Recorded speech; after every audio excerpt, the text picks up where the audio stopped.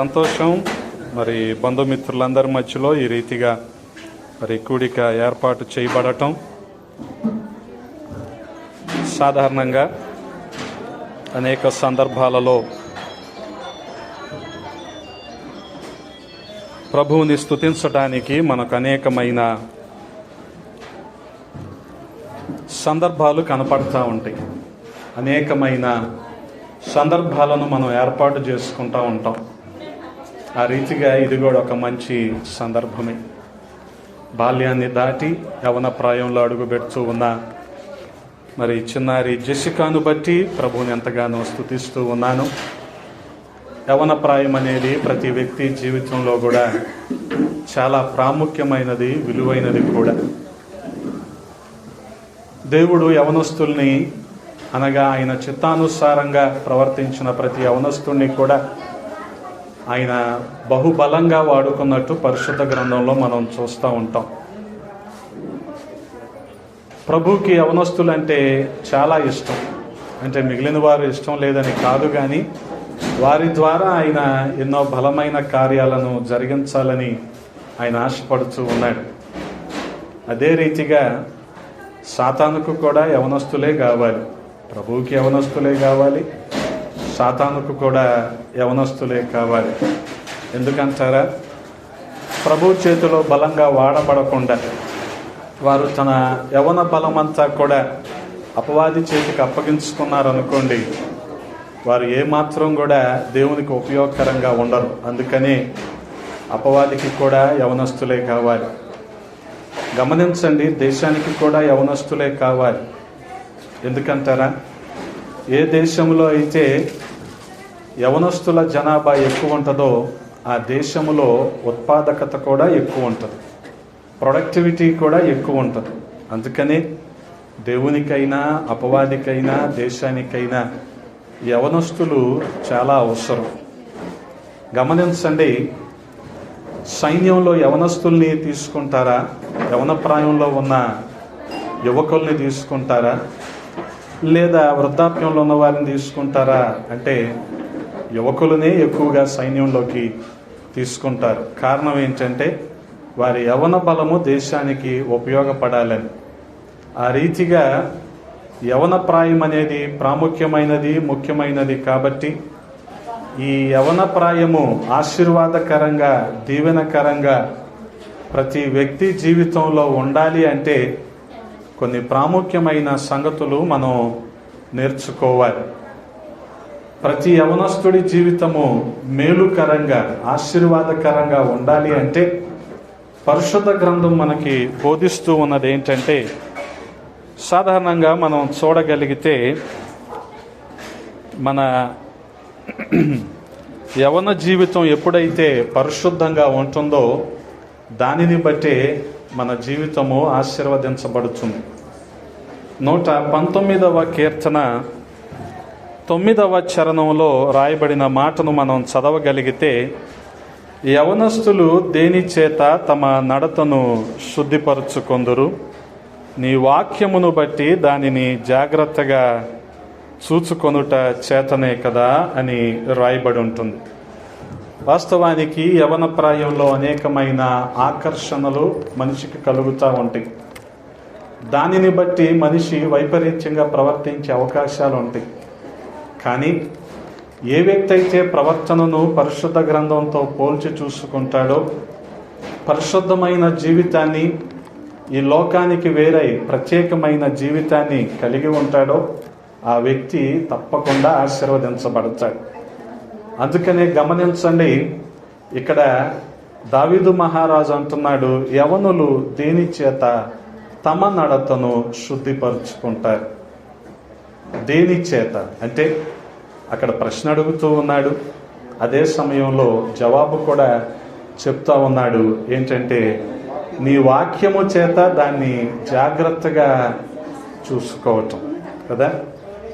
సాధారణంగా బయటికి రెడీ అయి వెళ్ళేటప్పుడు మనం అద్దం ముందు రెడీ అవుతాం కదా, మనం చూసుకుంటాం ఒకసారి మనల్ని మనం ఎలాగున్నాం, మన ఆహార్యం ఎలాగుంది, మన వస్త్రధారణ ఎలాగుంది, మన క్రాప్ ఎలాగుంది చూసుకుంటామా? అప్పుడు మనకు ఏం ఉపయోగపడింది అంటే అర్థం ఉపయోగపడింది. ఈ అర్థం చెప్పుద్ది ఏది ఎలాగుందో. వాక్యం కూడా అర్థం లాంటిదే, చెప్పుద్ది మనకి మన ప్రవర్తన ఎలాగుంది అని.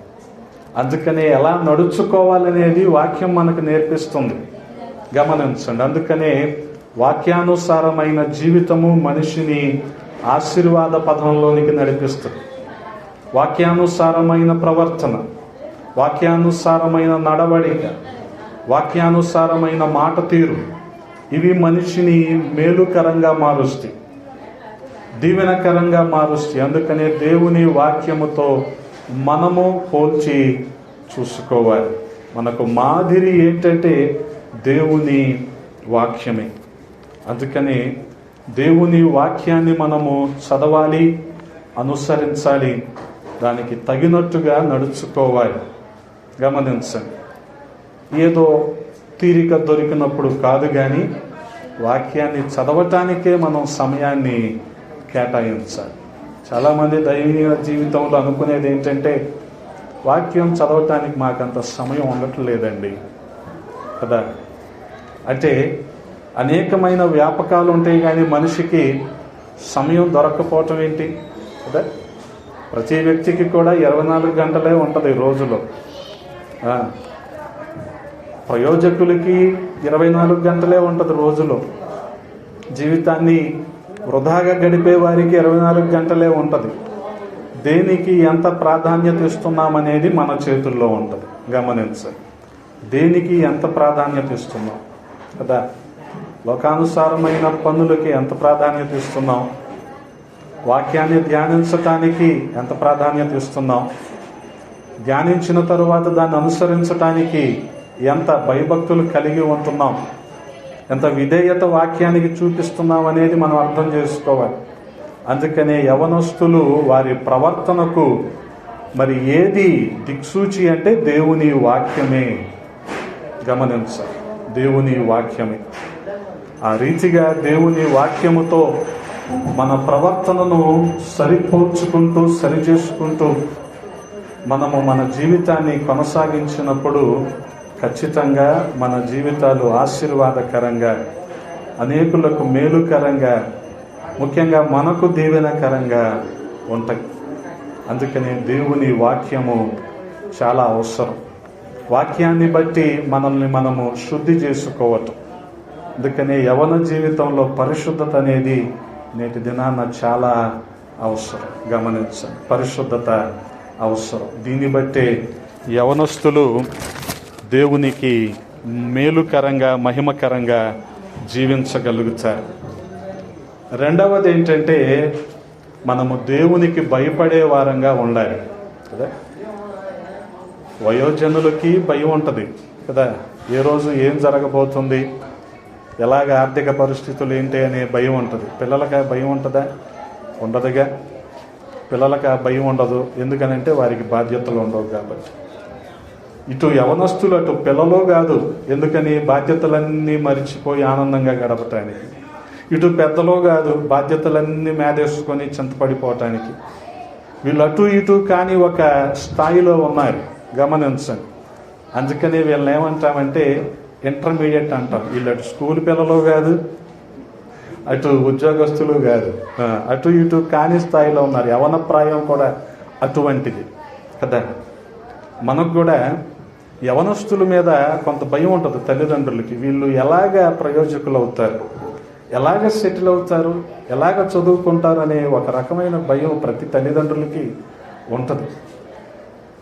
ఎలాగ ఏం చదువుతాం అనే భయం ఉంటుంది, ఏ ఉద్యోగం చేద్దామనే భయం ఉంటుంది, అసలు ఉద్యోగం వస్తుందా రాదా అనే భయాలు ఉంటాయి. కానీ వీటికి భయపడతాడు కానీ యవనస్తుడు దేవునికి భయపడ్డు. అదే వచ్చిన సమస్య మనకి. కానీ గమనించండి, దేవుని అందలి భయభక్తులు చాలా అవసరం కదా. దేవుని అందలి భయభక్తులు. ఎందుకని? యెహోవా యందు భయభక్తులే జ్ఞానానికి మూలము. హల్లెలూయా. మనం జ్ఞానవంతులు అవ్వాలి, వివేకవంతులు అవ్వాలి, ప్రయోజకులు అవ్వాలి అంటే దేవుని అందలి భయభక్తులు అవసరం. సాధారణంగా వివాహంలో వర్తమానం ఎవరి కోసం? పెళ్లి కొడుకు పెళ్లి కూతురు కోసం వాళ్ళిద్దరు తప్ప అందరూ వింటారు. అలాగే యవనస్తుల గురించి మాట్లాడేటప్పుడు ఎవరికి అవసరం అది?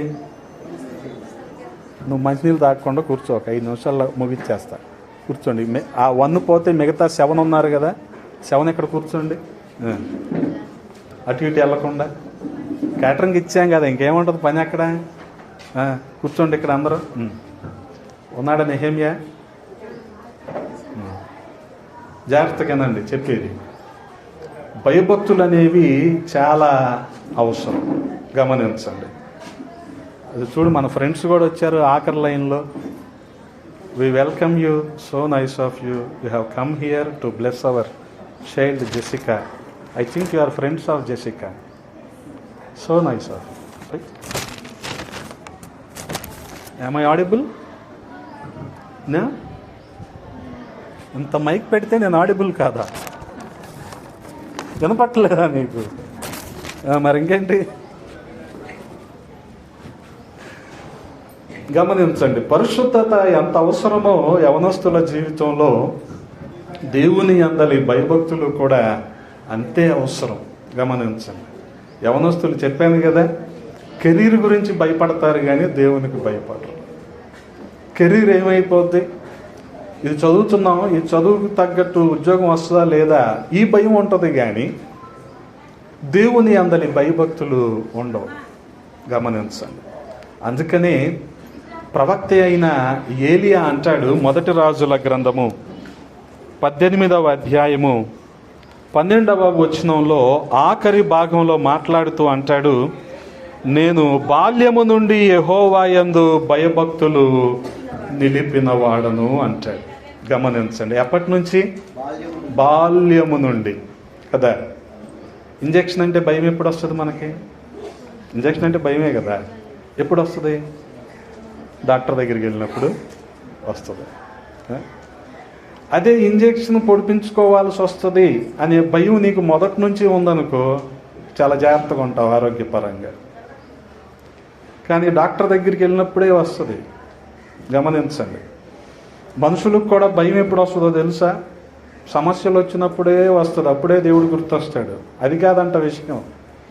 ఏలియా ప్రవక్త మనకి చెప్తుంది ఏంటంటే, నేను బాల్యం నుంచి భయభక్తులు కలిగి ఉన్నాను. ఆ టెండర్ ఏజ్ నుంచి నీకు భయభక్తులు ఉన్నాయి అనుకోండి, ఆ లేత ప్రాయం నుంచి ఖచ్చితంగా దేవుడు నిన్ను మనుషులు ఊహించలేని స్థాయిలో ఆశీర్వదిస్తాడు. గమనించండి. అందుకని ఈ యవన ప్రాయం అనేది ఆశీర్వాదకరంగా ఉండాలంటే నువ్వు పరిశుద్ధంగా బతకాలి. అలాగే దేవుని యందలి భయభక్తులు కూడా అవసరం. అంత మాత్రమే కాదు, గమనించండి, ఈ యవన ప్రాయంలో మనము సంతోషంగా ఉండాలి. దాన్ని బట్టే మన యవన జీవితం అనేది ఆశీర్వాదకరంగా, దీవెనకరంగా ఉంటుంది. ప్రసంగి గ్రంథము 11వ అధ్యాయము 9వ వచనాన్ని చదువుతూ ఉన్నాను. గమనించండి. యవనుడా, నీ యవనమందు సంతోషపడుము, నీ యవన కాలమందు నీ హృదయము సంతుష్టిగా ఉండనిమ్ము. గమనించండి, మనము ఎందులో ఆనందపడతాం జీవితంలో కదా? ఏది మనకు ఎక్కువ ఆనందాన్ని ఇస్తుంది? మార్కులు సంపాదించాం, ఆనందాన్ని ఇస్తుందా? లేదు. ఆటలాడుకున్నాం, ఆనందాన్ని ఇస్తుందా? లేదా ఆటల పోటీలు లాంటివి టీవీల్లో చూసాం, ఆనందాన్ని ఇస్తుందా? కదా. ఒక్కొక్కరికి ఒక్కో రకమైన ఆనందం ఉంటుంది ఈ లోకంలో. గమనించండి. కానీ జ్ఞాని అయిన సొలొమోను ఏమంటున్నాడు? యవనుడా, నీ యవనమందు సంతోషపడుము, నీ యవనమందు సంతోషపడుము. అవసరమే. కానీ సంతోషం ఎక్కడ ఉండాలో తెలుసా? దేవుని సన్నిధిలో ఉండాలి. హల్లెలూయా. ఆయన సన్నిధిలో మనం సంతోషించాలి. గమనించండి, ఆయన సన్నిధిలో మనము సంతోషించే వారంగా ఉండాలి. అందుకే మందిరానికి ఎప్పుడు వెళ్దాం, ఎప్పుడు ఆరాధనకు వెళ్దాం అన్న వేగిరపాటు మనలో ఉండాలి. అప్పుడే దేవుని సన్నిధిలో మనం సంతోషంగా ఉండగలం. గమనించండి, గంటల సమయము టీవీ ముందు గడుపుతున్నా సరే అది మనకి కొంత సమయం అనిపిస్తుంది, చాలా తక్కువ టైం అనిపిస్తుంది. కానీ దేవుని సన్నిధిలో 1 గంటన్నర 2 గంటలు కూర్చోవటం అంటే అమ్మో ఒక రోజంతా అయిపోయినట్టు మనిషి ఫీల్ అవుతూ ఉంటాడు. అంటే నీకు దేవుని సన్నిధి సంతోషాన్ని ఇవ్వటం లేదు కదా, లోకం సంతోషాన్ని ఇస్తుంది. కానీ గమనించండి, వీటన్నిటిని బట్టి ఆ తర్వాత చదువుతారా ఒకసారి, సంతుష్టిగా ఉండుము, తర్వాత నీ కోరిక చెప్పున ఇష్టము చెప్పున ప్రవర్తించము. నీకేది చెయ్యాలనిపిస్తే అది చెయ్యి. పవర్ 1 మాల్కి వెళ్తావా, వెళ్ళాలనిపిస్తుందా, వెళ్తే ఆనందంగా ఉంటుందా, వెళ్ళు. పీవీపీకి వెళ్తావా, ఆనందంగా ఉంటుందా, వెళ్ళు. అంతేగా మరి, హృదయం చెప్పున నీకు ఇష్టం చెప్పున ప్రవర్తించాలి కదా. భవానీ ఐలాండ్కి వెళ్తావా, వెళ్ళాలనిపిస్తే వెళ్ళు. కానీ తర్వాత ఏమంట, అయితే వీటన్నిటిని బట్టి దేవుడు నిన్ను తీర్పులోనికి తీసుకొస్తాడు. గమనించండి, నువ్వు సంతోషం ఎంటర్టైన్మెంట్ అని పాకులాడుతున్నావు కదా, దీనంతటిని బట్టి దేవుడు ఏం చేస్తాడు, నిన్ను ఒక రోజున తీర్పులోకి తీసుకొస్తాడు. చేయాలనిపిస్తుంది చెయ్యి, కానీ దీని వెనకాల తీర్పు ఉందన్న సంగతి మర్చిపోవద్దు. అందుకనే సంతోషాన్ని నువ్వు ఎక్కడ వెతకాలి, దేవునిలో వెతుక్కోవాలి. హల్లెలూయా. అప్పుడు నీ యవ్వన జీవితం ఎలాగుంటుంది, ఆశీర్వాదకరంగా దీవెనకరంగా ఉంటుంది. ఈ స్ట్రీట్లో అర్ధరాత్రి తినాలనిపిస్తుందా, తిను, కానీ దీని వెనకాల ఏముంది, తీర్పు ఒకటి ఉంది, అది మర్చిపోవద్దు. దీని వెనకాల తీర్పు ఒకటి ఉంది.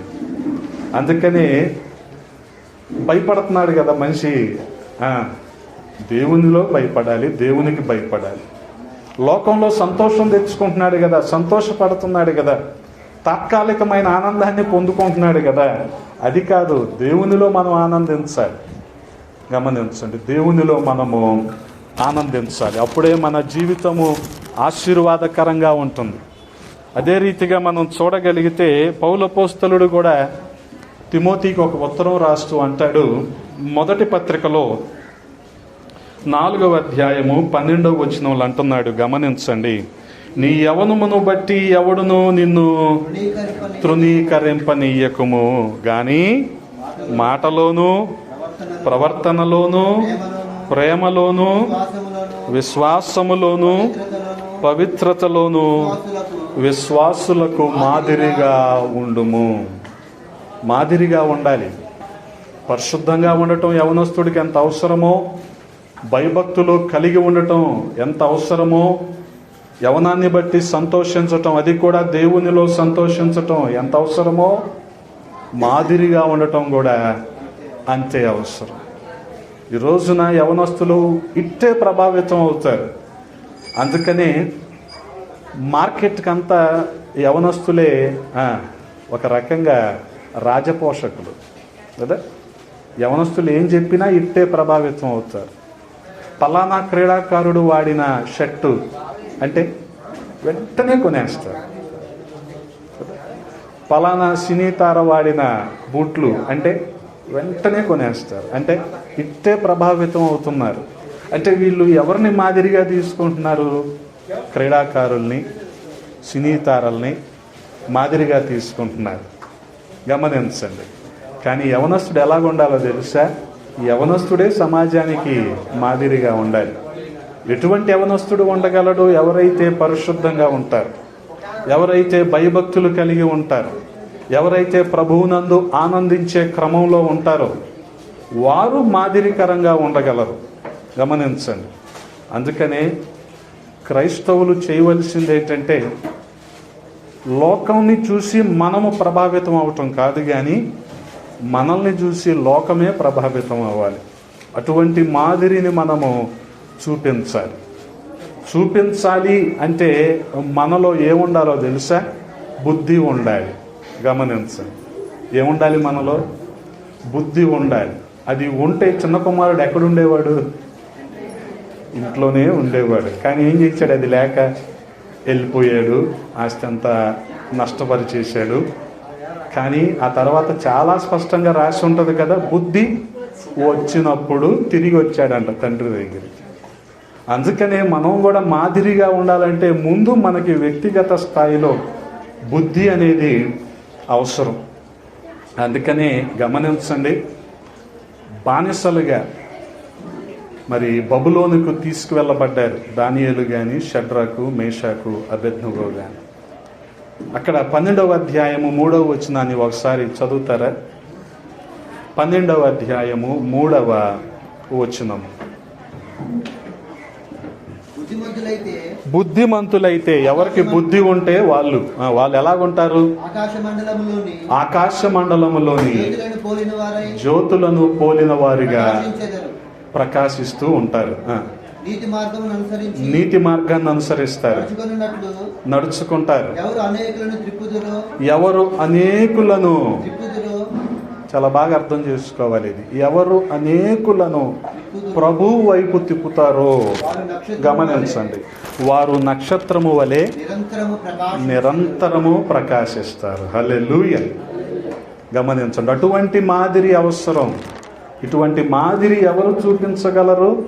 ఎవరికి బుద్ధి ఉంటుందో వారే చూపించగలరు. అందుకని ఏ ఏ విషయాల్లో మాదిరి అవసరం అంటున్నాడు పౌలపోస్తలుడు? ప్రేమలోను, ప్రవర్తనలోను, మాటలోను, విశ్వాసములోను, వీటన్నిటిలో మాదిరి అవసరం అంటున్నాడు. అందుకే యవనస్తులు మాదిరికరంగా ఉండాలి. ఏది? నిన్ను చూసి సమాజం నేర్చుకోవాలి, కానీ సమాజాన్ని చూసి నువ్వు నేర్చుకోకూడదు. గమనించండి, ఆ రీతిగా క్రైస్తవుడు జీవించాలి. దానిని బట్టే ప్రభువు నామము హెచ్చించబడుతుంది. అంత మాత్రమే కాదు, గమనించగలిగితే యోహాను రాసిన మొదటి పత్రిక 2వ అధ్యాయము 14వ వచనము.